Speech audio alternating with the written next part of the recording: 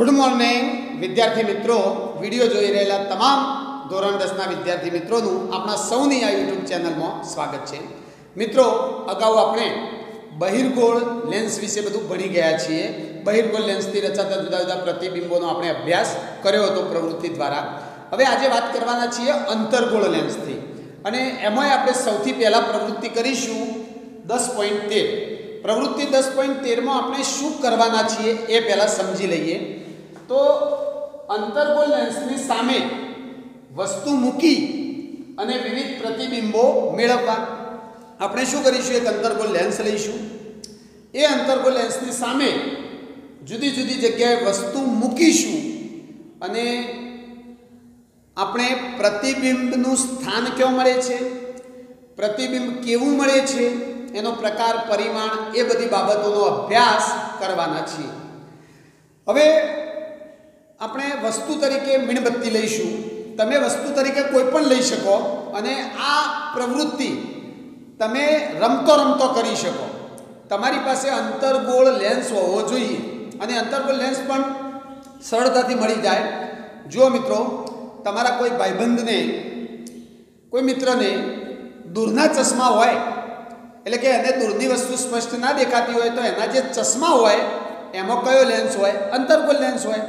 તો તમે ચશ્મા લો અને આ પ્રવૃત્તિ કરી શકો છો, એટલે કે અંતર્ગોળ લેન્સ સરળતાથી મળી જાય। હવે તમારે કરવાનું શું છે, તો અંતર્ગોળ લેન્સને પકડી અને પ્રતિબિંબ જુઓ સીધું જ, કારણ કે અંતર્ગોળ લેન્સમાં તમે આ રીતે અંતર્ગોળ લેન્સ રાખશો તો અંતર્ગોળ લેન્સના પાછળ જે તમને દેખાય છે એ શું છે, વસ્તુ।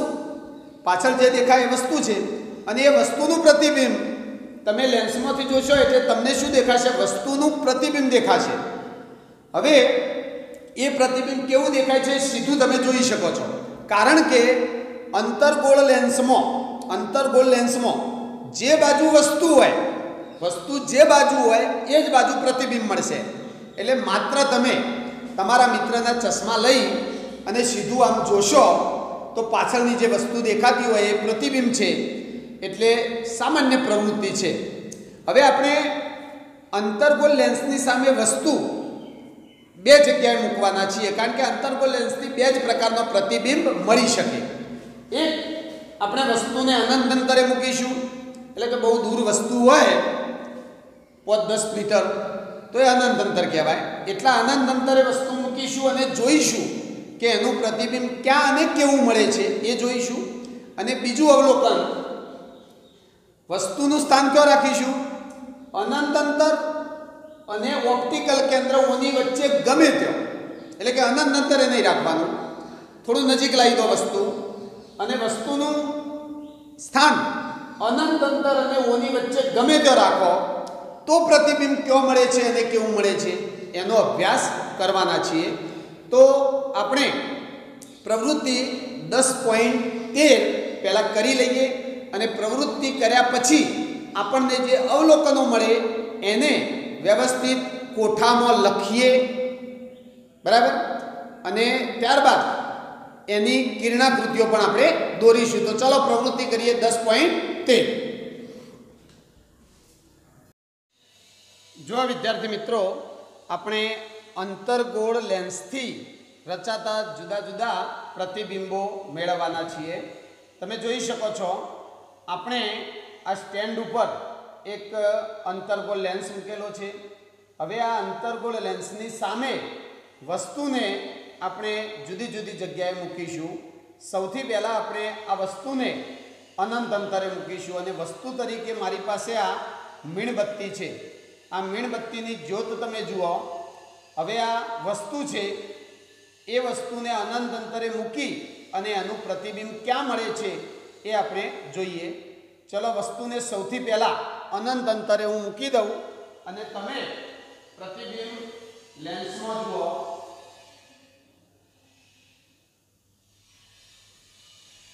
જો તમે જોઈ શકો છો, વસ્તુ હાલ અનંત અંતરે છે, તમને એનું પ્રતિબિંબ લેન્સમાં જોવા મળે છે। એકદમ અત્યંત નાનું પ્રતિબિંબ, બિંદુ જેવું પ્રતિબિંબ તમે જોઈ શકો છો।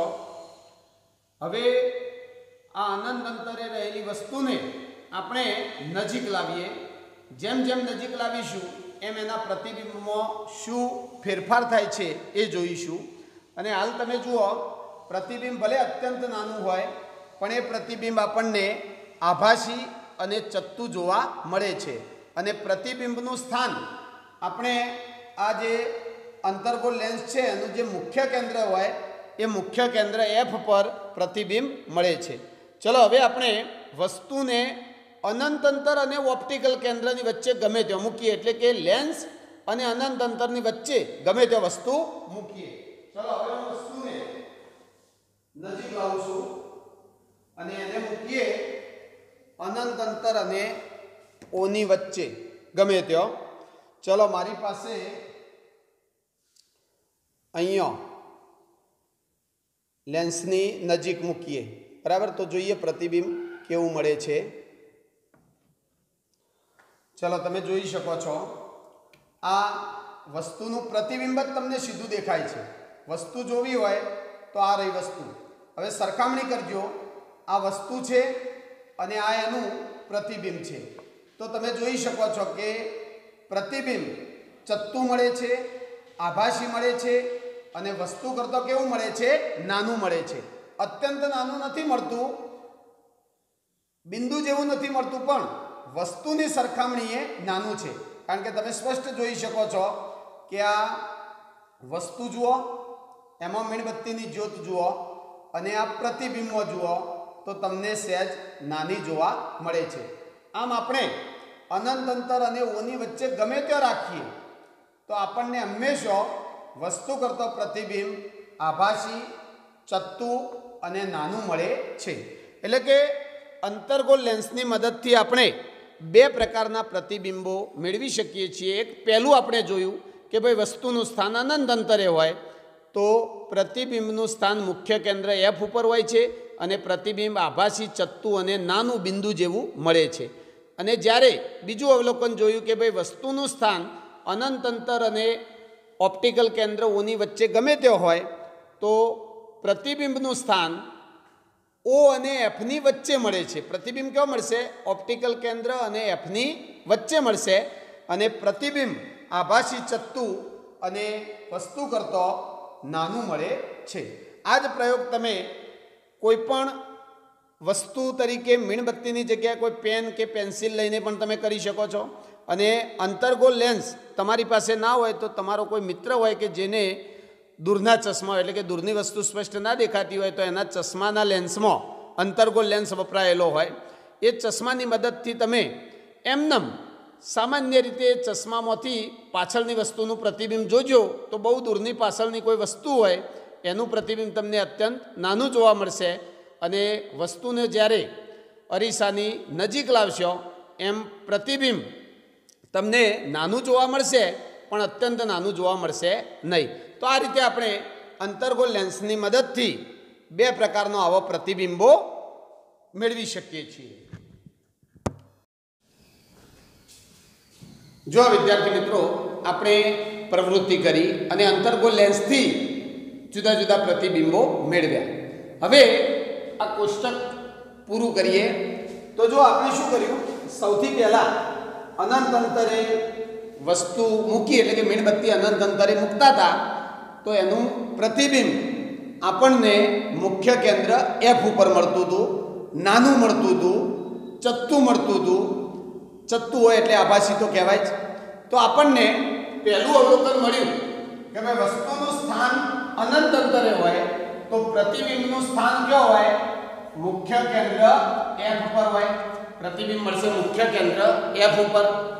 પછી એનો પ્રકાર કેવો હોય? તો પ્રકારમાં આપણે બે શબ્દો લખીએ છીએ, આભાસી અને વાસ્તવિક બેમાંથી એક શબ્દ, અને ચત્તુ અને ઉલટું એમાંથી એક શબ્દ। હવે પ્રતિબિંબ ચત્તુ હતું અને ચત્તાની સાથે હંમેશા કયો શબ્દ આવશે? આભાસી। એટલે આપણને પ્રતિબિંબનો પ્રકાર મળતો હતો આભાસી અને ચત્તુ, બરાબર।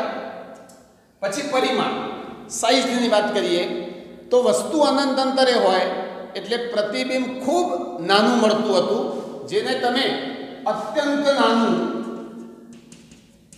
અથવા તો બિંદુવત કહી શકો, બિંદુ જેવું। બિંદુવત પ્રતિબિંબ મળતું હતું. ચલો પછી આપણે વસ્તુને અનંત અંતર અને ઓપ્ટિકલ કેન્દ્રોની વચ્ચે ગમે ત્યાં મૂકતા હતા તો પ્રતિબિંબ ક્યાં મળતું હતું? તો એ વખતે પ્રતિબિંબ મળશે F અને O વચ્ચે, F અને O ની વચ્ચે મળશે. પ્રકાર કેવો હોય? તો એ પ્રતિબિંબ પણ આભાસી અને ચત્તુ જતું, એટલે પ્રતિબિંબનો પ્રકાર થશે આભાસી અને ચત્તુ. પરિમાણ કેવું હોય? તો વસ્તુ કરતો હંમેશા અંતર્ગોળ લેન્સથી નાનું જ પ્રતિબિંબ મળે છે. એટલે પ્રતિબિંબ વસ્તુ કરતો નાનું હતું, બહુ નાનું નહોતું બિંદુ જેવું, પણ વસ્તુ કરતો નાનું હતું, એટલે માત્ર નાનું શબ્દ આપણે મૂકી શકીએ છીએ. તો આ રીતે આપણને અંતર્ગોળ લેન્સની સામે વસ્તુ જુદા જુદા સ્થાને મૂકતો પ્રતિબિંબનું સ્થાન, એનો પ્રકાર અને એનું પરિમાણ કેવું મળે છે એ આપણે પ્રવૃત્તિ 10.13 દ્વારા અભ્યાસ કર્યો. હવે જુઓ, સમજો. હવે આ જે બે પ્રકારના પ્રતિબિંબો આપણને મળ્યા એને દર્શાવતી કિરણાકૃતિઓ દોરી દઈએ. પરીક્ષામાં કયો 2 ગુણમાં કિરણાકૃતિ પણ પૂછાઈ શકે, એટલે કિરણાકૃતિઓ દોરી દઈએ. ચલો પહેલા આની કિરણાકૃતિ દોરીએ. ચલો આપણે અંતર્ગોળ લેન્સની સામે વસ્તુને પહેલા મૂકીએ અનંત અંતરે. આ અંતર્ગોળ લેન્સ, આ ઓપ્ટિકલ કેન્દ્ર, આ મુખ્ય અક્ષ. હવે વસ્તુ અનંત અંતરે છે એટલે વસ્તુમાંથી આવતા સમાંતર કિરણો, મુખ્ય અક્ષને સમાંતર કિરણો દર્શાવવાના. ચલો હું એક આ બતાવી દીધું, બીજું અહીંયા બતાવી દઉં. હવે જુઓ તમે શું થશે કે આ કિરણો, સમાંતર કિરણો અંતર્ગોળ લેન્સ ઉપર આપાત થયા. અંતર્ગોળ લેન્સ આપણે જાણીએ છીએ કે અંતર્ગોળ લેન્સ અપસારી લેન્સ છે, એટલે કિરણોને ભેગા કરવાની જગ્યાએ છૂટા પાડશે, એટલે કે કિરણો અપકેન્દ્રિત થશે. આ કિરણ આમ જશે, આ કિરણ આમ જશે, બરાબર. હવે લેન્સની બીજી બાજુ તો કિરણો ભેગા થવાના નથી, એટલે પ્રતિબિંબ લેન્સની બીજી બાજુ મળશે નહીં. પ્રતિબિંબ ક્યો મળશે એ જાણવા માટે આપણે આ જે કિરણો અપકેન્દ્રિત થયા એને લંબાવીએ. તો જુઓ તમે, એને લંબાવો આ રીતે, તો એ કિરણો આ બાજુ ભેગા થતા હોય એવો ભાસ થાય છે. અને અહીંયા મુખ્ય કેન્દ્ર F હોય અને અહીંયા નાનું મુખ્ય કેન્દ્ર F ઉપર આ દેખાય એ નાનું વસ્તુનું પ્રતિબિંબ રચાય. અહીંયા છે વસ્તુનું પ્રતિબિંબ અને આ બધો કિરણો ભેગો કેવો મળે? મુખ્ય કેન્દ્ર F ઉપર. કારણ કે આપણે જોયું હતું કે ભાઈ લેન્સ માટે 3 કિરણોનો ઉપયોગ થાય છે. એ 3 કિરણોમાં ખાસ યાદ કરો, આપણે ભણ્યા હતા કે ભાઈ મુખ્ય અક્ષને સમાંતર કિરણ હોય તો વક્રીભવન પામ્યા બાદ ક્યાંથી પસાર થાય? F માંથી પસાર થાય. એટલે પહેલી કિરણાકૃતિ આવી દોરી શકીએ આપણે. સિમ્પલ છે, સરળ છે, આપણે એવી જ છે, બરાબર. ચલો હવે બીજી કિરણાકૃતિ દોરીએ આની. ચલો બીજી કિરણાકૃતિમાં આપણે વસ્તુને મૂકીશું અનંત અંતર અને O ની વચ્ચે ગમે તે, એટલે એમાં આપણે વસ્તુ દર્શાવીએ. તો ચલો બીજી કિરણાકૃતિ આ રીતે આપણે દોરી શકીએ. આ છે અંતર્ગોળ લેન્સ, આ મુખ્ય અક્ષ, અહીંયા ઓપ્ટિકલ કેન્દ્ર. ચલો હવે હું વસ્તુ મૂકી દઉં આની સામે.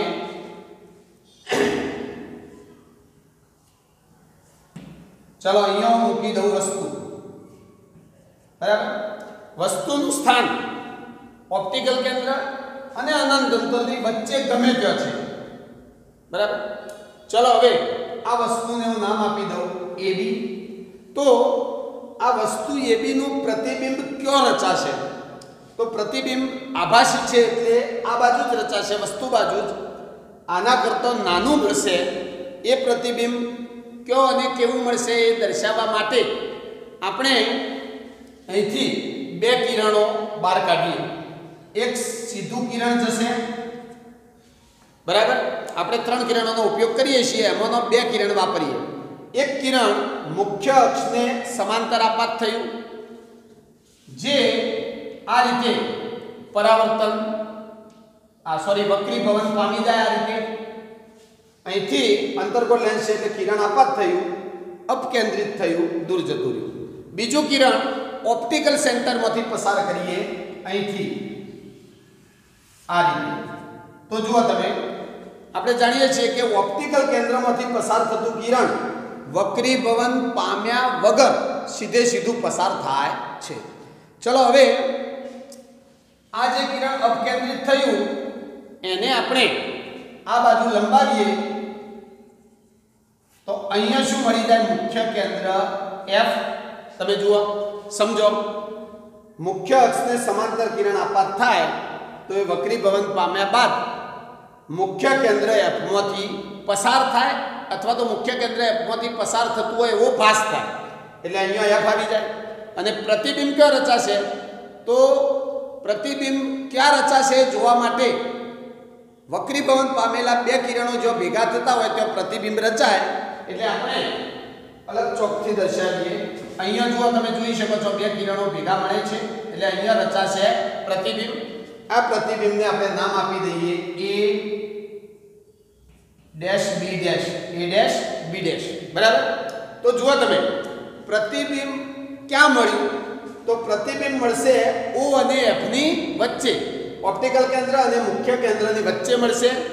વસ્તુની સરખામણીમાં તમે જુઓ તો પ્રતિબિંબ કેવું છે? ચત્તુ છે. આભાસી પણ કહેવાય. ચત્તુ હોય એટલે આભાસી આવી જ જાય. અને આભાસી એટલે શું? કે ખરેખર કિરણો ત્યાં ભેગા થતો ના હોય, પણ કિરણો ત્યાં ભેગો મળતો હોય એવો ભાસ થતો હોય એટલે પ્રતિબિંબ આભાસી કહેવાય. વસ્તુ કરતાં નાનું પણ છે એટલે તમે જોઈ શકો છો આભાસી પ્રતિબિંબ, ચત્તુ પ્રતિબિંબ, નાનું પ્રતિબિંબ. અને પ્રતિબિંબનું સ્થાન ક્યાં છે? F અને O ની વચ્ચે, F અને O ની વચ્ચે મળે છે. તો આ રીતે આપણે કિરણાકૃતિઓ દ્વારા પણ અંતર્ગોળ લેન્સથી રચાતા વિવિધ પ્રતિબિંબો મેળવી શકીએ છીએ. બરાબર. ચલો એકવાર સ્ક્રીનશોટ લઈ લો, પછી તમને એક ટેકનિક શીખવાડું જેથી અરીસાના લેન્સના બધા પ્રતિબિંબો સરળતાથી યાદ રાખી શકો. ચલો સ્ક્રીનશોટ લઈ લો એકવાર.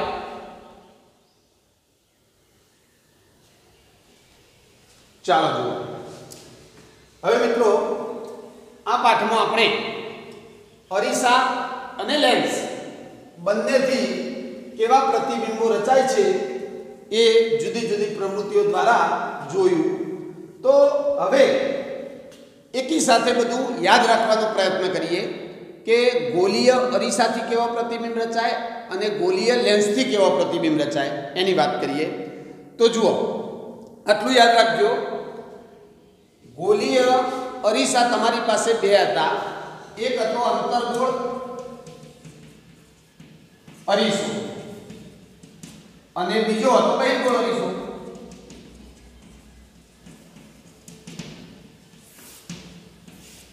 આ બે પ્રકારના હતા. હવે જો સમજજો, આપણે આગળ પ્રવૃત્તિ કરી તો અંતર્ગોળ અરીસાથી ઘણા બધા પ્રતિબિંબો રચાતા હતા. અંતર્ગોળ અરીસાને જુદી જુદી જગ્યાએ મૂકીએ તો ઘણા બધા પ્રતિબિંબો મળતા હતા. જ્યારે બહિર્ગોળ અરીસાથી બે જ પ્રતિબિંબો મળતા હતા. હવે આ અરીસાનો જો પ્રતિબિંબ તમને યાદ હોય તો લેન્સનો એના ઉપરથી ઓટોમેટિક યાદ રહી જાય. સમજો, જેવું અંતર્ગોળ અરીસામાં થાય એવો જ પ્રતિબિંબ બહિર્ગોળ લેન્સમાં મળે. એટલે યાદ રાખવા માટે અંતર્ગોળ અરીસો છે તો અંતર્ગોળની જગ્યાએ બહિર્ગોળ લખી દઉં. અંતર્ગોળનો વિરોધી શબ્દ શું? બહિર્ગોળ. અને અરીસાનો વિરોધી શબ્દ શું? લેન્સ. તો આ બંનેમાં સરખો જ પ્રતિબિંબ હોય. વસ્તુનું સ્થાન અને પ્રતિબિંબનું સ્થાન બધું સરખું મળશે. ખાલી ફરક કેટલો હોય? અરીસો હોય તો અરીસાનું જે કેન્દ્ર હોય એને ધ્રુવ P કહેવાય. ધ્રુવ શું હોય? P હોય. તો લેન્સમાં શું હોય? ઓપ્ટિકલ કેન્દ્ર O હોય. પછી બીજો ફરક, અરીસામાં આપણે પ્રતિબિંબો દર્શાવતા હતા ત્યારે અરીસામાં F, C આવું બતાવતા હતા. જ્યારે લેન્સમાં શું બતાવતા હતા? F to F. એટલે કે અરીસામાં વક્રતા કેન્દ્ર C હોય, જ્યારે લેન્સમાં શું હોય 2f, લેન્સમાં હોય 2f. બસ આટલું ખાલી ધ્યાન રાખવાનું, બાકી બધો પ્રતિબિંબનો સ્થાન ને પરિમાણ બધું જ સરખું આવશે. એટલે તમને અંતર્ગોળ અરીસાથી રચાતા પ્રતિબિંબો યાદ હોય તો એવા જ બહિર્ગોળ લેન્સથી રચાતા પ્રતિબિંબો હોય. તમે એકવાર ચેક કરજો તો સેમ સરખું જ આવશે, ખાલી આટલો ફરક તમને દેખાશે. એ જ રીતે બહિર્ગોળ અરીસો હોય તો એની જેવો જ પ્રતિબિંબ બહિર્ગોળની જગ્યાએ અંતર્ગોળ અને અરીસાની જગ્યાએ લેન્સ, અરીસાની જગ્યાએ લેન્સ, બહિર્ગોળની જગ્યાએ અંતર્ગોળ, આ બંનેમાં સરખો જ પ્રતિબિંબ મળશે. એમાં પણ આમાં P હોય તો આમાં શું હોય O હોય, બરાબર. આમાં C હોય તો આમાં 2f હોય. પણ આમાં જરૂર નહીં પડે, કારણ કે બે જ પ્રતિબિંબ મળે છે. હમણાં જ આપણે જોયો, હમણાં જ આપણે અંતર્ગોળ લેન્સથી રચાતો પ્રતિબિંબ તો જોઈ લીધો. તો એવો જ બે જ પ્રતિબિંબ બહિર્ગોળ અરીસામાં પણ મળતો હતો, યાદ કરજો. એટલે આ રીતે સરળતાથી યાદ રાખી લેવાનું. આ બેમાંથી ગમે તે એકના તમને જે ફાવતું હોય એના પ્રતિબિંબો બધા યાદ રાખી લો, એટલે આ બંને તમને આવડી ગયા કહેવાય. અને આ બેમાંથી એક યાદ રાખી લેવાનું. તો આ રીતે તમે સરળતાથી યાદ રાખી શકો છો. ચલો હવે આગળનો મુદ્દો જોઈએ. જરૂર હોય તો સ્ક્રીનશોટ લેજો.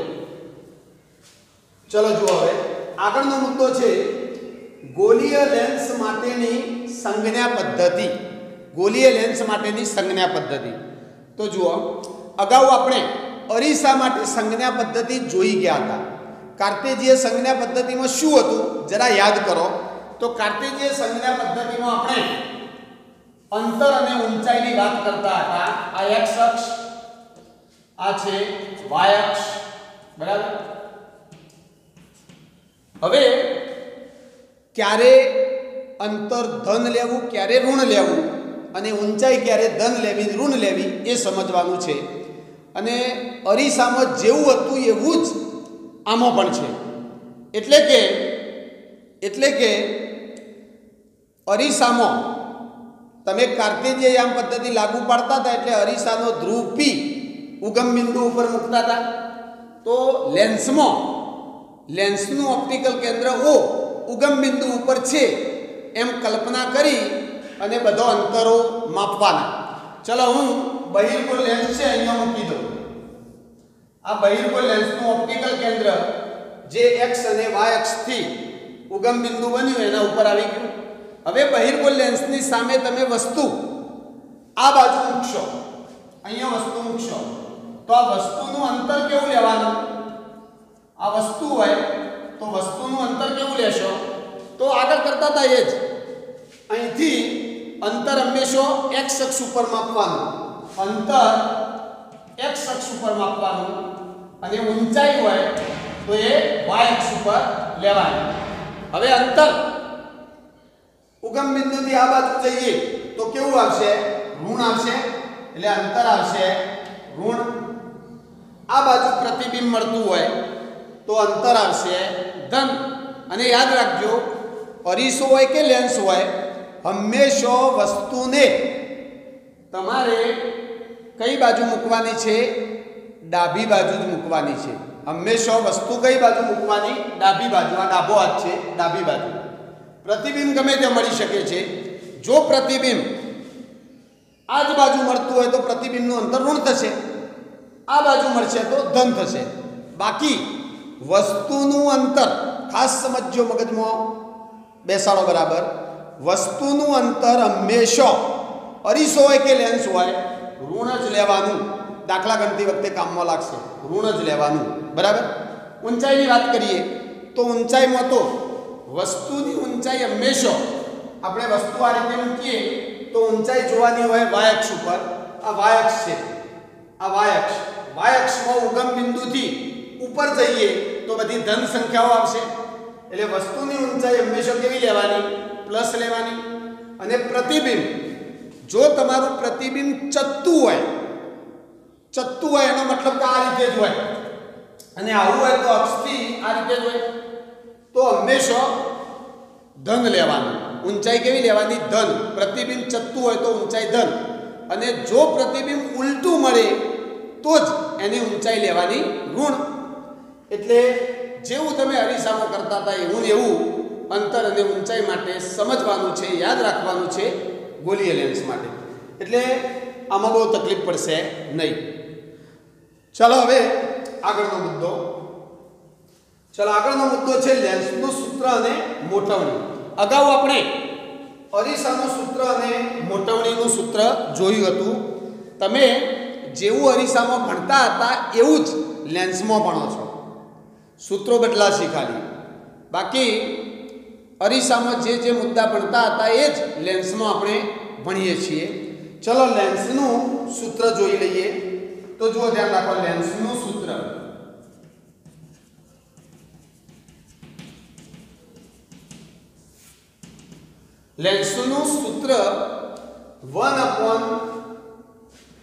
v માઇનસ 1/u બરાબર 1/f છે. યાદ રાખજો, ખાસ યાદ રાખજો, દાખલા ગણવા માટે કામમાં લાગશે. 1/v ઓછા 1/u બરાબર 1/f. યાદ કરો અને સરખાવો અરીસા સાથે. અરીસાનું સૂત્ર આવું હતું, 1/v પ્લસ 1/u બરાબર 1/f. ખાસ ધ્યાન રાખજો, લેન્સના સૂત્રમાં માઇનસનું ચિહ્ન આવે છે એટલે કોની આગળ માઇનસ છે એ ખાસ સમજજો. u જે છે, u એના આગળ માઇનસ આવશે. u વાળા પદના આગળ ઋણ ચિહ્ન છે અને v આગળ ધન છે. અરીસામાં વાંધો નતો આવતો કારણ કે અરીસામાં પ્લસ ચિહ્ન જ હતું. એટલે તમે અરીસાનું સૂત્ર 1/v વત્તા 1/u બરાબર 1/f લખો કે 1/u પ્લસ 1/v બરાબર 1/f લખો તો બંને એક જ થાય. પણ લેન્સના સૂત્રમાં ખાસ ચિહ્નનું ધ્યાન રાખજો.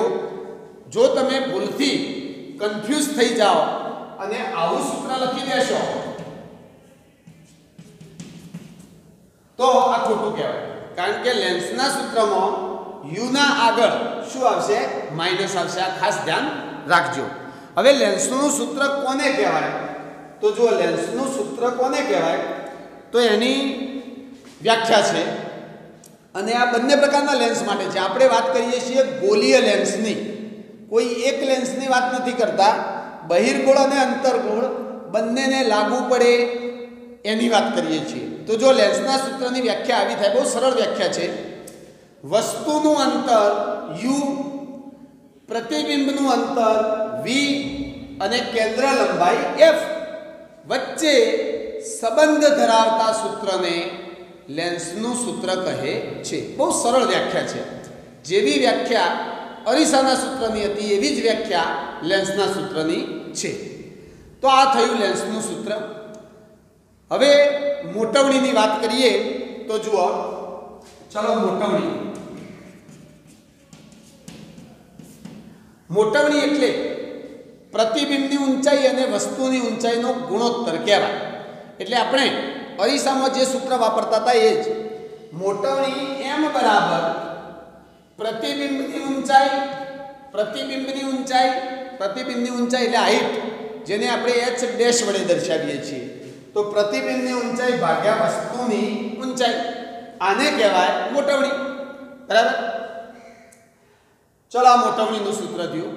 બીજું એક મોટવણીનું સૂત્ર વસ્તુ અંતર અને પ્રતિબિંબના અંતર સાથેનું છે. એ સૂત્ર પણ તમને દાખલામાં કામમાં લાગશે. એ સૂત્ર છે m બરાબર v ભાગ્યા u. આ મોટવણીનું બીજું સૂત્ર થયું. આ બે સૂત્રોમાંથી ગમે તે સૂત્ર તમને દાખલામાં કામમાં લાગશે. યાદ કરો અને સરખામણી કરો તો જલ્દી યાદ રહેશે. અરીસા માટે મોટવણીનું સૂત્ર આ જ હતું. એક સૂત્ર તો આ જ હતું, પણ અરીસા માટેનું મોટવણીનું આવું સૂત્ર યાદ કરો તો કેવું હતું? m બરાબર -v ભાગ્યા u. આ અરીસા માટે હતું. જ્યારે લેન્સમાં માઇનસની જગ્યાએ શું ચિહ્ન આવશે? પ્લસ ચિહ્ન આવશે. એટલે તમે આ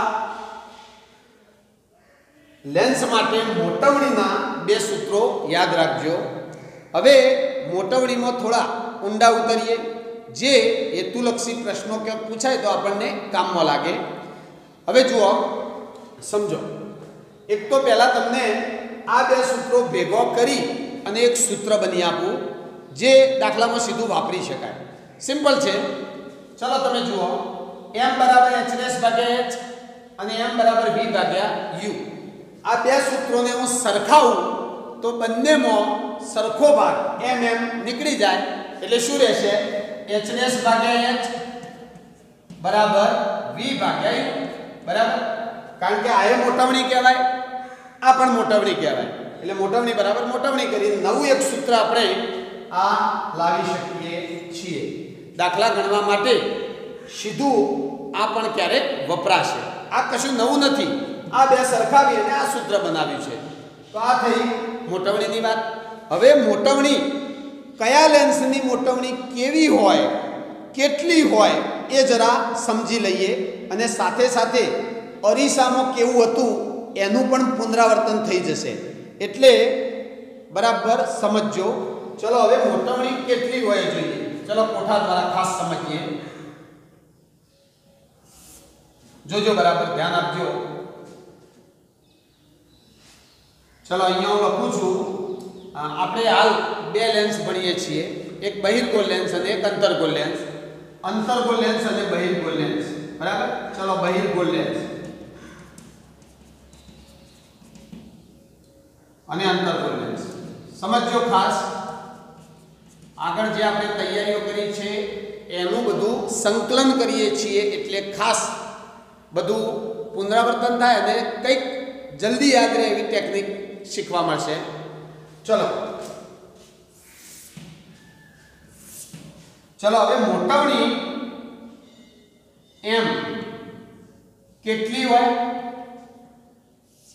અને m નું ચિહ્ન જોજો. ચલો બહિર્ગોળ લેન્સમાં મોટવણી કેટલી હોઈ શકે? તો મોટવણી એટલે પ્રતિબિંબની ઊંચાઈ ભાગ્યા વસ્તુની ઊંચાઈ છે.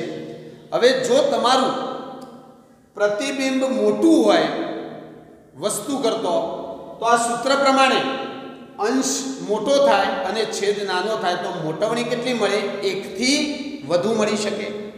હવે યાદ કરો, બહિર્ગોળ લેન્સમાં બધા પ્રકારનો પ્રતિબિંબ મળતો હતો. બહિર્ગોળ લેન્સમાં પ્રતિબિંબ મોટું પણ મળતું હતું, વસ્તુ જેવડું પણ મળતું હતું અને વસ્તુથી નાનું પણ મળતું હતું. એટલે બહિર્ગોળ લેન્સમાં બધા જ પ્રકારની મોટવણી શક્ય છે. આટલું યાદ રાખવાનું, બધી જ મોટવણી શક્ય છે. બહિર્ગોળ લેન્સમાં મોટવણી 1 થી નાની પણ મળી શકે, 1 થી મોટી પણ હોઈ શકે અને એક્ઝેક્ટ 1 પણ હોય. તમે બહિર્ગોળ લેન્સની સામે વસ્તુ 2f ઉપર મૂકો તો પ્રતિબિંબ 2f ઉપર મળતું હતું અને કેવું મળતું હતું? વસ્તુના જેવડું જ. એટલે h' અને h સરખું થાય, પ્રતિબિંબની ઊંચાઈ અને વસ્તુની ઊંચાઈ સરખી થાય તો મોટવણી કેટલી થઈ જાય? 1. એટલે 1 પણ મળી શકે, 1 થી વધારે મળે, નાની મળે. ટૂંકમાં બહિર્ગોળ લેન્સમાં વસ્તુનું સ્થાન જુદી જુદી જગ્યાએ બદલીએ એમ પ્રતિબિંબ આપણને નાનું મોટું વસ્તુ જેવડું બધા પ્રકારનું મળતું હતું. એટલે બહિર્ગોળ લેન્સ માટે બધું યાદ રાખવાનું, બધા પ્રકારની મોટવણી શક્ય હોય. હવે મોટવણીનું ચિહ્ન તો જુઓ, ચિહ્ન શું દર્શાવે છે? મોટવણીનું ચિહ્ન શું દર્શાવશે? કે પ્રતિબિંબ ચત્તું મળે છે કે ઉલટું? જો પ્રતિબિંબ ચત્તું હોય, સમજો પ્રતિબિંબ ચત્તું હોય તો h' ધન આવે અને વસ્તુની ઊંચાઈ તો ધન લઈએ જ છીએ એટલે ધન ભાગ્યા ધન એટલે મોટવણી કેવી મળશે? ધન. હવે બહિર્ગોળ લેન્સમાં આપણને પ્રતિબિંબ ચત્તુએ મળતું હતું અને ઉલટું એ મળતું હતું, બધા પ્રકારનો પ્રતિબિંબ મળતો હતો. એટલે ખાસ યાદ રાખજો, બહિર્ગોળ લેન્સમાં મોટવણી ધન પણ મળી શકે અને ઋણ પણ મળી શકે, બધું જ શક્ય છે. આટલું યાદ રાખવાનું, બહિર્ગોળ લેન્સમાં બધું શક્ય છે, બધું શક્ય છે. બરાબર. જ્યારે અંતર્ગોળ લેન્સમાં ચોક્કસ પરિણામ જ આવશે. તમે જુઓ, અંતર્ગોળ લેન્સની મોટવણી કેટલી આવશે? તો હમણાં જ આપણે પ્રવૃત્તિ કરી, અંતર્ગોળ લેન્સથી ક્યારે વસ્તુ કરતો પ્રતિબિંબ મોટું ના મળે, એટલે કે પ્રતિબિંબની ઊંચાઈ કેવી રહેશે? નાની જ રહેશે વસ્તુ કરતો. તો આ ભાગાકારમાં તમે જોશો તો અંશ નાનો અને છેદ મોટો હોય તો જવાબ કેવો આવે? 1 થી નાનો. એટલે હંમેશા અંતર્ગોળ લેન્સમાં તમને મોટવણી 1 થી નાની મળે, 1 થી નાની જ મળે. ક્યારેય મોટવણી 1 કે 1 થી મોટી મળશે નહીં, હંમેશા 1 થી નાની મળશે. અને એમનું ચિહ્ન કેવું હોય તો અંતર્ગોળ લેન્સથી આપણે પ્રતિબિંબો હમણાં જોયા તો પ્રતિબિંબ બધો ચત્તો જ મળતો હતો. કોઈ પ્રતિબિંબ અંતર્ગોળ લેન્સથી ઉલટું મળે જ નહીં. અને પ્રતિબિંબ ચત્તું મળતું હોય તો પ્રતિબિંબની ઊંચાઈ ધન હોય, વસ્તુની ઊંચાઈ તો ધન છે જ, એટલે ધન ભાગ્યા ધન એટલે ધન જ જવાબ આવશે. એટલે હંમેશા મોટવણી કેટલી આવશે? પ્લસ જ આવશે, પ્લસ જ આવશે. બરાબર. ચલો હવે આ લેન્સ માટે સમજ્યા. આવું ને આવું તમને મેં સમજાવ્યું હતું અરીસા માટે. હવે બેને ભેગું કરી દઈએ તો જુઓ, એકી વખતે બંનેનું યાદ રહી જશે. ચલો જુઓ, હમણાં જ મેં તમને કહ્યું હતું કે જેવું બહિર્ગોળ લેન્સમાં થાય એવું અંતર્ગોળ અરીસામાં થાય. સમજો બરાબર.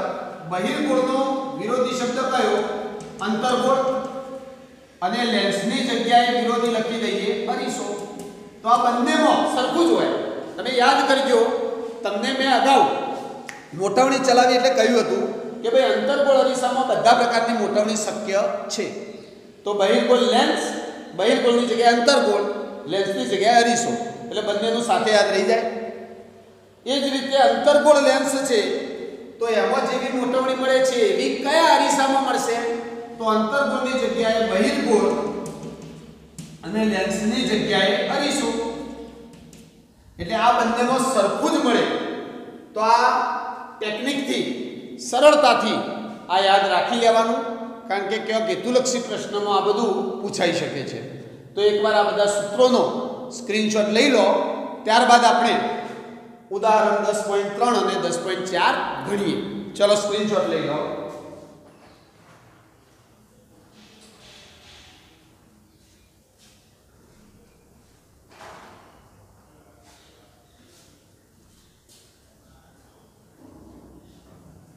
ચાલો જો વિદ્યાર્થી મિત્રો, હવે તમને લેન્સના અને લેન્સનું સૂત્ર અને મોટવણીના સૂત્રો આવડતા હોય તો દાખલા તમે ગણી શકો છો. અગાઉ આપણે જે રીતે અરીસાના દાખલા ગણ્યા હતા એ જ રીતે લેન્સના પણ પુસ્તકમાં આપેલા 2 ઉદાહરણો આપણે ગણી શકીએ છીએ. ચલો હવે ઉદાહરણ 10.3 ની રકમ વાંચો. તમે ઉદાહરણ 10.3 ની રકમ જુઓ. ચલો શું કહે છે બરાબર રકમ સમજીએ પહેલા. ચલો અહીંયા ધ્યાન. ઉદાહરણ 10.3 અંતર્ગોળ લેન્સની કેન્દ્ર લંબાઈ 15 સેન્ટીમીટર છે. વસ્તુને લેન્સથી કેટલી દૂર રાખીએ તો પ્રતિબિંબ લેન્સથી 10 સેન્ટીમીટર દૂર મળે? મોટવણી પણ શોધો. હવે તમે આખી રકમ બરાબર 2-3 વાર વાંચો અને તમને જે માહિતી આપી છે એ અલગ તારવો. તો ચલો શું શું આપેલું છે સમજીએ. ઉદાહરણ 10.3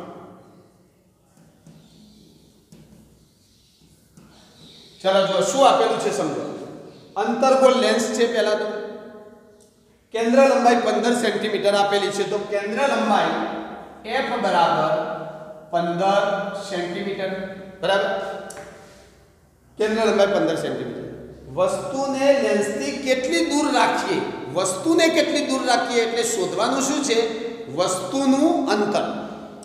વસ્તુને લેન્સથી કેટલી દૂર રાખીએ તો પ્રતિબિંબ લેન્સથી 10 સેન્ટીમીટર દૂર મળે. એટલે કે તમને પ્રતિબિંબનું અંતર આપેલું છે. પ્રતિબિંબ લેન્સથી કેટલું દૂર મળે છે? 10 સેન્ટીમીટર. તો પ્રતિબિંબનું અંતર આપેલું છે, વસ્તુનું અંતર શોધવાનું છે. પ્રતિબિંબનું અંતર આપણે v વડે દર્શાવીએ છીએ. તો v બરાબર તમને આપેલું છે 10 સેન્ટીમીટર અને તમારે વસ્તુને કેટલી દૂર રાખીએ એટલે કે વસ્તુ અંતર u શોધવાનું છે. આગળ મોટવણી પણ શોધો એટલે m પણ આપણે શોધીશું. આ આખા દાખલાનો સાર થયો. સમજી લેવાનો. કોઈ પણ દાખલો પૂછાય, ગણિતનો હોય કે વિજ્ઞાનનો હોય, જ્યારે દાખલો ગણીએ એના પહેલાં રકમને બરાબર સમજવી જરૂરી છે. અને રકમમાં જે માહિતી આપી હોય, જે શોધવાનું કહ્યું હોય એ બધું પહેલાં અલગ તારવી દો. તો ચલો આપણે આ અલગ તારવી દીધું. હવે સમજો, હવે બીજું કામ, આ બધા એફના વિના મૂલ્યો કાર્તેજીયન પદ્ધતિ પ્રમાણે ચિહ્ન મુજબ લખી દો. તો જુઓ, અંતર્ગોળ લેન્સ છે. તમે જુઓ કયો લેન્સ છે? અંતર્ગોળ લેન્સ. તો અંતર્ગોળ લેન્સમાં કેન્દ્ર લંબાઈ કેવી લેવાની? ધન કે ઋણ લેવાની? તો જુઓ, ધ્યાન રાખો, સમજાવું તમને, બરાબર સમજી લેજો. કારણ કે અંતર્ગોળ અને બહિર્ગોળ બંનેમાં કેન્દ્ર લંબાઈનું ચિહ્ન કેવું રાખવું એ સમજી લો. ચલો, આ તમારો અંતર્ગોળ લેન્સ છે, આ ઓપ્ટિકલ કેન્દ્ર. ચલો, વસ્તુ આ બાજુ હોય તો વસ્તુમાંથી કિરણો આપાત થયા. વસ્તુ આ બાજુ છે, વસ્તુમાંથી કિરણો આપાત થાય. એ કિરણો આ લેન્સ વક્રીભવન કરીને છૂટા પાડી દેશે. તો કિરણો ભેગા ક્યો થશે? કારણ કે કિરણો જો ભેગા થાય તો મુખ્ય કેન્દ્ર F મળશે. તો કિરણો ભેગા મળશે, આ બાજુ ક્યાં મળશે? અહીંયા મળશે. તો અહીંયા શું મળ્યું? મુખ્ય કેન્દ્ર F. હવે સમજો, તમને અંતર્ગોળ લેન્સમાં મુખ્ય કેન્દ્ર કઈ બાજુ મળે છે? ડાબી બાજુ મળે છે. હવે કેન્દ્ર લંબાઈ, કેન્દ્ર લંબાઈ કોને કહેવાય? તો ઓપ્ટિકલ કેન્દ્રથી મુખ્ય કેન્દ્ર F સુધીનું અંતર એને કહેવાય કેન્દ્ર લંબાઈ F. તો અંતર્ગોળ લેન્સમાં હંમેશા કેન્દ્ર લંબાઈ ધન લેશો કે ઋણ લેશો? સમજો તમે, આ કાર્તેજીયન પદ્ધતિ લાગુ પાડીએ આ રીતે. તો ઉગમ બિંદુથી મુખ્ય કેન્દ્ર ડાબી બાજુ હોય તો કેન્દ્ર લંબાઈ આ બાજુ મપાય. એટલે કેન્દ્ર લંબાઈ કેવી આવશે? ઋણ આવશે. ખાસ યાદ રાખજો, અંતર્ગોળ લેન્સમાં કેન્દ્ર લંબાઈ F, ગમે તે દાખલો હોય, કેન્દ્ર લંબાઈ F નું ચિહ્ન કેવું રાખવાનું? ઋણ. અને બહિર્ગોળ લેન્સ હોય તો બદલાશે. બહિર્ગોળ લેન્સમાં બદલાઈ જશે, કારણ કે બહિર્ગોળ લેન્સમાં, આ બહિર્ગોળ લેન્સ છે, બહિર્ગોળ લેન્સમાં વસ્તુ તમે આ બાજુ રાખો, બરાબર? એટલે વસ્તુમાંથી કિરણો આપાત થયા. હવે બહિર્ગોળ લેન્સ અભિસારી લેન્સ છે, એટલે બધા કિરણોને કેન્દ્રિત કરશે આ રીતે. તો મુખ્ય કેન્દ્ર ક્યાં મળશે? લેન્સની, બહિર્ગોળ લેન્સની જમણી બાજુ. અને જમણી બાજુ F મળતું હોય તો આ અંતર કેન્દ્ર લંબાઈ F કેવી થશે? ધન થશે, ધન. એટલે આટલું યાદ રાખી લો. અંતર્ગોળ લેન્સ વાળો દાખલો હોય તો કેન્દ્ર લંબાઈ F બરાબર ઋણ ચિહ્ન, અને બહિર્ગોળ માટે F કેવી લેવાની? ધન લેવાની. તો અહીંયા આપણા દાખલામાં છે અંતર્ગોળ લેન્સ, એટલે કેન્દ્ર લંબાઈ આગળ કયું ચિહ્ન કરી દઈશું? ઋણ ચિહ્ન કરી દઈશું, બરાબર? ચલો, પછી પ્રતિબિંબનું અંતર V કેવું રાખીશું? તો જુઓ, ધ્યાન રાખો, અંતર્ગોળ લેન્સ છે એટલે અંતર્ગોળ લેન્સમાં તમે વસ્તુ ગમે તે રાખો, અનંત અંતરે રાખો કે અનંત અંતર અને ઓની વચ્ચે ગમે તે રાખો, ક્યારેય પણ પ્રતિબિંબ આ બાજુ નહીં મળે. પ્રતિબિંબ હંમેશા મળશે વસ્તુની બાજુએ જ. એટલે પ્રતિબિંબ જો આ બાજુ મળે તો હંમેશા પ્રતિબિંબનું અંતર કેવું આવશે? આ બાજુ હોય એટલે ઋણ. લેન્સથી ડાબી બાજુનો અંતર બધો કેવો હોય? ઋણ હોય. એટલે પ્રતિબિંબનું અંતર ઋણ લેવાનું. અંતર્ગોળ લેન્સ છે એટલે પ્રતિબિંબનું અંતર ઋણ. બહિર્ગોળ હોય તો જુદું જુદું આવી શકે, પણ અંતર્ગોળ માટે તો ફિક્સ છે, પ્રતિબિંબનું અંતર ઋણ આવશે. ચલો, હવે આપણે શોધી કાઢીએ, શોધવાનું છે U અને M. તો ચલો, અહીંયા ધ્યાન રાખજો. હવે લેન્સનું સૂત્ર મૂકી દઈએ. ચલો, લેન્સનું સૂત્ર શું? તો લેન્સનું સૂત્ર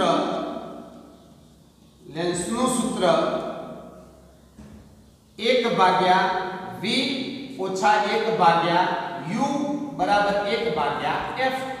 આ લેન્સનું સૂત્ર છે અંતર્ગોળ બહિર્ગોળ બંને માટે. લેન્સનું સૂત્ર એક જ છે. આ લેન્સનું સૂત્ર થયું. ચલો, હવે કિંમતો મૂકો. 1/V, V એટલે -10 માઈનસ 1/U, U તો શોધવાનો છે, U શોધવાનો છે, બરાબર 1/F, F એટલે -15. આવું થાય. ચલો, આનું સાદું રૂપ આપીએ. હવે જે શોધવાનું છે એને એક બાજુ રાખીએ અને બીજા બાકીના ઓકડા બીજી બાજુ લઈ જઈએ તો આવું કરાય. આ -1/U વાળું આખું પદ પેલી બાજુ લઈ જવું તો ધન થઈ જાય. આ માઈનસ નું આ બાજુ એટલે કેવું થઈ ગયું? પ્લસ. આને આમ લાવી દો તો જોજો 1 ભાગ્યા -10 અને આ માઈનસ છે એ આ બાજુ આવશે તો કેવું થઈ જશે +1 ભાગ્યા 15. ચલો આવું થાય બરાબર. હવે આને સાદુરૂપ આપી દઈએ. ચલો જુઓ બરાબર ધ્યાન રાખો. ચલો હવે લસાઅ કેટલો લેશો? જે વિદ્યાર્થીઓને લસાઅ ના ભાવતો હોય તો આવું કરવાનું. સમજો આ દાખલામાં આવા કોઈ પણ અરીસાના લેન્સના દાખલામાં આવું તમે કરી શકો. આવો લસાઅ ના ભાવતો હોય તો શું કરવાનું? નીચેના બે અંકોનો ગુણાકાર અને અંશમાં એ બે અંકોનો સરવાળો. એટલે કે જો લસાઅ વસાઅમાં ના પડવું હોય તો આ રીતે કરી શકો તમે. ચલો નીચે ગુણાકાર કરો અને ગુણાકાર કરીએ એના પહેલા ચિહ્ન જોઈ લેજો ખાસ. આ ચિહ્ન તમે માઈનસનું ચિહ્ન 10 ની સાથે રાખવા માંગો છો કે 1 ની સાથે, તો હંમેશા ચિહ્નને અંશમાં જ રાખવાનું. અંશની સાથે જ રાખો એટલે છેદમાં બંને ધન સંખ્યાઓ જ રહે. ચલો હવે લસાઅ લઈને ગણશો તો વાંધો નહીં, પણ જેને લસાઅ લેતા ના આવડતું એને શું કરવાનું? નીચે ગુણાકાર ને ઉપર સરવાળો. ચલો નીચે ગુણાકાર કરો. 15 ગુણ્યા 10 એટલે 150. ઉપર સરવાળો કરો. આ 15 અહીંયા આવી ગયા. ચોકડી ગુણાકાર. નીચે ગુણાકાર કર્યો, હવે ચોકડી ગુણાકાર કરો. 15 એકા 15 પણ કેવા? -15 અને આ 10 હોય ગુણા એટલે +10. 15 એકા 15 -15 વત્તા 10 બરાબર 1 ભાગ્યા u. આવું મળશે બરાબર. ચલો હવે જુઓ. ચલો હવે સાદુરૂપ આપી દઈએ. -15 વત્તા 10 કેટલા થાય? -5. -15 વત્તા 10 એટલે -5 ભાગ્યા 150 બરાબર 1 ભાગ્યા u. હવે આપણે u ની કિંમત શોધવા માંગીએ છીએ 1/u નહીં. તો શું કરીએ? u ની કિંમત શોધવા માટે આપણે આને વ્યસ્ત કરી દઈએ. એટલે કે 1/u નું વ્યસ્ત કરું તો u થઈ જાય અને આનું વ્યસ્ત કરું તો 150 ભાગ્યા -5 થઈ જાય. ચલો 5 × 15 એટલે 30 ભાગ ચાલે તો -30 બરાબર u. આ તમારો જવાબ આવે. u એટલે કે વસ્તુનું અંતર આવી ગયું -30. આ તમારો પહેલો જવાબ આવી ગયો. અને એકમ સેન્ટીમીટર છે તો લખી દઈએ સેન્ટીમીટર. તો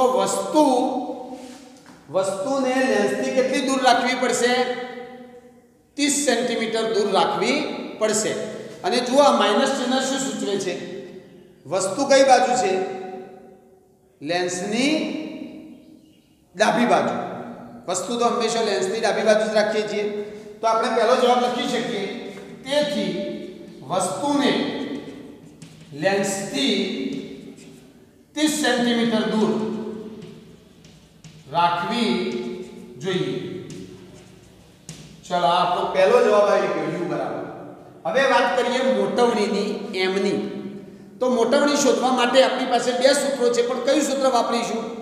તો આ દાખલામાં આપણી પાસે કોઈની ઊંચાઈ નથી, પ્રતિબિંબ કે વસ્તુની ઊંચાઈ છે નહીં, માત્ર વસ્તુ અંતર અને પ્રતિબિંબ અંતર જ છે. તો અંતરવાળું જે મોટવણીનું સૂત્ર છે એ વાપરો. તો ચલો મોટવણી માટે m બરાબર v ભાગ્યા u આ સૂત્ર વાપરી શકીએ. ચલો હવે હું કિંમતો મૂકી દઉં. m બરાબર v એટલે જુઓ v એટલે -10 અને u એટલે હાલત શોધ્યું u એટલે -30. માઇનસ ઉડી જાય એટલે ધન થઈ જાય. 0 ઉડી ગયું એટલે શું વધ્યું? m બરાબર 1/3. 1/3 તમે કરો તો તમને મળશે m બરાબર 0.33. અને આગળ કોઈ ચિહ્ન નથી, એનો મતલબ કે આગળ કયું ચિહ્ન છે? પ્લસ જ. તો મોટવણી મળશે 0.33. હવે બસ પતી ગયું, દાખલો આખો પૂરો થઈ ગયો. પણ હવે તમને પ્રશ્ન પૂછું કે મોટવણી 0.33 મળી, એમાં 0.33 આંકડો જોઈ અને તમે પ્રતિબિંબનું પરિમાણ વસ્તુ કરતાં પ્રતિબિંબ નાનું હશે કે મોટું? તો સમજો મોટવણી 1 કરતાં ઓછી હોય તો વસ્તુ કરતો પ્રતિબિંબ કેવું હોય? નાનું હોય. વસ્તુ કરતો પ્રતિબિંબ નાનું છે. અને ધન ચિહ્ન શું બતાવે છે કે ભાઈ પ્રતિબિંબ ચત્તુ છે કે ઉલટું? તો યાદ રાખવાનું, જો મોટવણી ધન મળે તો પ્રતિબિંબ કેવું હોય? ચત્તુ. કારણ કે ધન ક્યારે મળી હોય? પ્રતિબિંબ આ રીતે હોય તો જ ધન મળી હોય ઉપર. એટલે પ્લસનું ચિહ્ન દર્શાવે છે કે મોટવણી ધન મળે છે એટલે પ્રતિબિંબ ચત્તુ છે. ચત્તુ છે એટલે આભાસી પણ કહેવાય.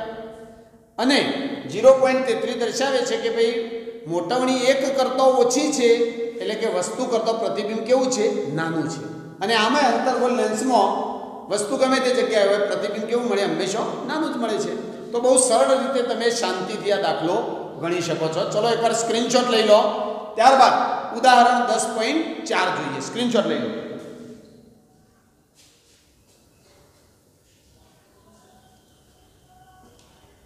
ચાલો જુઓ વિદ્યાર્થી મિત્રો, હવે ઉદાહરણ 10.4. જો મિત્રો દાખલા અઘરા નથી, એકવાર વ્યવસ્થિત સમજવાની જરૂર છે. અને સૂત્રો આવડતા હોય તો બહુ વધુ સૂત્રો પણ નથી, સામાન્ય થોડા સૂત્રો છે જે સરળતાથી યાદ રહે એવા છે. એ સૂત્રોનો ઉપયોગ કરીને દાખલા ગણી શકીએ છીએ. ચલો ઉદાહરણ 10.4 જુઓ. 10.4 જોજો. ચલો રકમ જુઓ. 2 સેન્ટીમીટર ઊંચાઈની એક વસ્તુ, તમને વસ્તુની ઊંચાઈ આપી દીધી છે. 10 સેન્ટીમીટર કેન્દ્ર લંબાઈ વાળા બહિર્ગોળ લેન્સથી, એટલે કે બહિર્ગોળ લેન્સની કેન્દ્ર લંબાઈ પણ આપેલી છે, 15 સેન્ટીમીટર અંતરે મૂકેલ છે. વસ્તુ કેટલી દૂર મૂકી છે? 15 સેન્ટીમીટર અંતરે મૂકેલ છે. તો પ્રતિબિંબનો પ્રકાર જુઓ. કેટલી વસ્તુ શોધવાની છે? પ્રતિબિંબનો પ્રકાર, સ્થાન કે ભાઈ પ્રતિબિંબ કઈ જગ્યાએ મળશે, પછી એનું પરિમાણ એટલે કે પ્રતિબિંબ નાનું મોટું કેવું મળશે એ, અને મોટવણી એટલે એમ પણ શોધવાની છે. 4 બાબતો શોધવાની છે, સરળતાથી મળી જશે. ચલો સૌથી પહેલા તમને જે કિંમતો આપેલી છે એ અલગ તારવી લો. 2 સેન્ટીમીટર ઊંચાઈની એક વસ્તુ, વસ્તુની ઊંચાઈ 2 સેન્ટીમીટર આપેલી છે. તો વસ્તુની ઊંચાઈને આપણે શાના વડે દર્શાવીએ છીએ? h વડે, જે કેટલી આપેલી છે? 2 સેન્ટીમીટર. બરાબર. વસ્તુની ઊંચાઈ હંમેશા ધન જ હોય. પછી 10 સેન્ટીમીટર કેન્દ્ર લંબાઈ વાળો બહિર્ગોળ લેન્સ, એટલે કેન્દ્ર લંબાઈ f બરાબર કેટલી આપી છે? 10 સેન્ટીમીટર. બહિર્ગોળ લેન્સથી 15 સેન્ટીમીટર અંતરે વસ્તુ મૂકી છે, એટલે કે વસ્તુનું અંતર આપેલું છે 15 સેન્ટીમીટર. વસ્તુનું અંતર u બરાબર 15 સેન્ટીમીટર. તો આ 4 બાબતો શોધવાની છે. હવે આપણે પ્રતિબિંબનું અંતર શોધીશું, મોટવણી શોધીશું. બસ આ 2 શોધશો એટલે તમારા બધા જવાબ મળી જશે. જુઓ હવે ચલો અલગ તારવી દીધી બધી કિંમતો, પછી ચિહ્નો ચેક કરી લો. ચલો પ્રતિબિંબ વસ્તુની ઊંચાઈ તો ધન જ હોય. કેન્દ્ર લંબાઈ બહિર્ગોળ લેન્સ છે, સમજો કયો લેન્સ છે? બહિર્ગોળ. અને બહિર્ગોળ લેન્સ માટે હમણાં જ તમને સમજાવ્યું હતું, કેન્દ્ર લંબાઈ કેવી આવશે? ધન. એટલે f ની કિંમત ધન આવશે. જે કશું ના લખો એટલે પ્લસ જ કહેવાય. ચલો વસ્તુનું અંતર u, તો વસ્તુનું અંતર હંમેશા અરીસાનો દાખલો હોય કે લેન્સનો દાખલો હોય, કોઈ પણ દાખલો હોય, વસ્તુનું અંતર હંમેશા કેવું લઈ લેવાનું? ઋણ લઈ લેવાનું. કારણ કે હંમેશા આપણે વસ્તુ લેન્સ કે અરીસો હોય, વસ્તુ ક્યાં મૂકીશું? ડાબી બાજુ. અને ડાબી બાજુ બધો અંતર x અક્ષમાં ઋણ જ આવશે, એટલે ઋણ લઈ લેવાનું. હવે v અને m શોધી કાઢીએ. ચલો હવે આપણે આગળ ગણ્યો તો દાખલો એ રીતે જ ગણવાનો છે. આપણે મૂકી દઈએ લેન્સનું સૂત્ર. ચલો લેન્સનું સૂત્ર છે, લેન્સનું સૂત્ર 1/v - 1/u બરાબર 1/f. શોધવાનું શું છે? v. આ શોધવાનું છે. ચલો હવે સમજો, ચિહ્નની ભૂલ ના પડે એનું ખાસ ધ્યાન રાખવાનું. ચલો 1/v - 1/u, u એટલે -15 બરાબર 1/f, f એટલે 10. જોજો માઈનસ માઈનસ શું થઈ જશે? પ્લસ. એટલે અહીંયા ચિહ્ન પ્લસ થઈ જશે. Minus minus plus 1/15. આવું થાય. ચલો હવે v શોધવું છે તો v વાળું પદ આ બાજુ રાખીએ, આ 1/15 પેલી બાજુ લઈ જઈએ તો આવું થાય 1/v બરાબર આ પેલી બાજુ જાય એટલે 1/10 તો હતું જ, અને આ પ્લસ છે એ પેલી બાજુ જાય તો માઈનસ થઈ જાય, પ્લસ નું માઈનસ કરી દીધું એટલે જુઓ બરાબર સમજી લો આવું થાય. ચલો હવે સાદું રૂપ આપીએ 1/v બરાબર, ચલો હમણાં તમને કહ્યું એ રીતે લસા ના લેવો હોય તો નીચે ગુણાકાર કરતા 10 × 15 એટલે 150, ઉપર ચોકડી ગુણાકાર કરો 15 × 15 ઓછા 10 × 10 શું મળ્યું 1/v બરાબર 5/150. ચલો હું વ્યસ્ત કરી દઉં, વ્યસ્ત 1/v નું વ્યસ્ત થાય v, અહીંયા ઉલટું કરી દઉં તો અહીંયા 5. ચલો 150/5 કરીએ તો કેટલું આવશે 30 સેન્ટીમીટર. આ તમારો જવાબ આવી ગયો. v મળ્યું. v એટલે શું મળ્યું? પ્રતિબિંબનું અંતર. પ્રતિબિંબનું અંતર મળ્યું જે આવ્યું 30 સેન્ટીમીટર અને કેવું છે પ્લસ. તો જુઓ ધ્યાન રાખો અહીંયા કોઈ ચિહ્ન નથી એટલે પ્લસ જ ગણાય. આપણે પ્લસ ચિહ્ન મૂકીએ, ના મૂકો તો વાંધો નહીં, ચલો પ્લસ ચિહ્ન મૂકો. હવે આના ઉપરથી તમે પ્રતિબિંબનું સ્થાન એક તો નક્કી કરી શકો. તમે કહી શકો કે પ્રતિબિંબ લેન્સથી કેટલા દૂર મળ્યું 30 સેન્ટીમીટર. કઈ બાજુ મળ્યું? પ્લસ છે એટલે કઈ બાજુ મળ્યું હોય તો યાદ કરો. બહિર્ગોળ લેન્સમાં પ્રતિબિંબનું અંતર પ્લસ છે એટલે આ બાજુ મળ્યું હોય કે પ્રતિબિંબ. તો આપણે લખી શકીએ જવાબ કે પ્રતિબિંબ લેન્સની બીજી તરફ, લેન્સની બીજી તરફ એટલે લેન્સની જે બાજુ વસ્તુ છે એની વિરુદ્ધ બાજુ, બીજી બાજુ પ્રતિબિંબ મળે છે. એટલે કે પ્રતિબિંબ લેન્સની બીજી તરફ મળે છે તથા લેન્સથી કેટલા સેન્ટીમીટર દૂર મળે છે? લેન્સથી 30 સેન્ટીમીટર દૂર મળે છે. જો 30 સેન્ટીમીટર દૂર મળે છે એટલે પ્રતિબિંબનું સ્થાન મળી ગયું. પ્રતિબિંબનું સ્થાન કયો? તો લેન્સથી 30 સેન્ટીમીટર દૂર એટલે પ્રતિબિંબનું સ્થાન મળી ગયું. બરાબર. ચલો હવે મોટાવણી શોધીએ એટલે બાકીના જવાબ પણ મળી જશે. પ્રકાર, પરિમાણ બધું મળી જશે. ચલો જુઓ મોટાવણી શોધી કાઢીએ એમ. જોજો બરાબર ધ્યાન આપજો. ચલો m બરાબર v/u થાય. m બરાબર શું થાય? v/u. બરાબર. ચલો m બરાબર v. v ની કિંમત શું છે? v શું છે? 30 + 30. ચલો v ની જગ્યાએ મૂકી દો 30. u એટલે -15. 15 દુ 30 અને માઈનસ ચિહ્ન રહેશે એટલે મોટાવણી કેટલી મળશે? m બરાબર -2. આ થઈ જાય મોટાવણી. જોજો બરાબર. ચલો મોટાવણી ઋણ મળે છે એનો અર્થ શું થાય? મોટાવણી ઋણ મળે એનો અર્થ થાય કે પ્રતિબિંબ ઉલટું છે. ઋણ ચિહ્ન શું દર્શાવે છે? પ્રતિબિંબ ઉલટું છે. કારણ કે સમજો તમે ઋણ ક્યારે મળી હોય? આ તો હંમેશા ધન જ હોય. વસ્તુની ઊંચાઈ h ધન જ હોય. પ્રતિબિંબની ઊંચાઈ જો ઋણ મળે તો છેવટે જવાબ પ્લસ માઈનસ આવી શકે. એટલે મોટાવણી ઋણ મળે તો ઋણ સંજ્ઞા દર્શાવે છે કે પ્રતિબિંબ ઉલટું છે, અને ઉલટું હોય પ્રતિબિંબ વાસ્તવિક પણ હોય.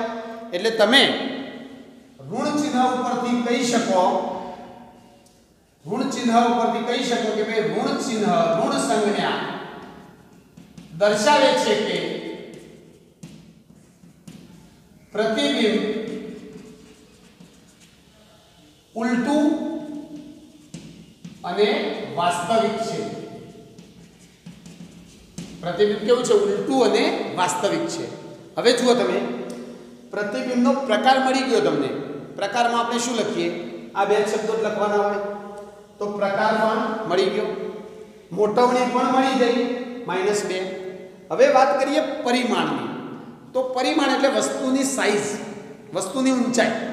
તો પરિમાણ આપણને આમ ખ્યાલ આવી ગયો કે ભાઈ મોટવણી 2 છે એટલે આ 2 શું બતાવે છે કે વસ્તુની ઊંચાઈ કરતો મોટવણી 2 છે એટલે 2 ગણું મોટું પ્રતિબિંબ મળે છે એટલે પ્રતિબિંબની ઊંચાઈ બમણી છે એવું બતાવે m બરાબર -2 દર્શાવે છે કે ભાઈ પ્રતિબિંબની ઊંચાઈ બમણી છે અને પ્રતિબિંબ મોટું છે હવે પ્રતિબિંબની ખરેખર ઊંચાઈ કેટલી છે શોધવી હોય તો શોધી શકાય સિમ્પલ છે આ રીતે મળી જાય ચલો m બરાબર આ સૂત્ર વાપરો h' ભાગ્યા h બરાબર ચલો m કેટલી મળી -2 h' એટલે પ્રતિબિંબની ઊંચાઈ જે શોધવાની છે અને h એટલે વસ્તુની ઊંચાઈ જે આપેલી છે 2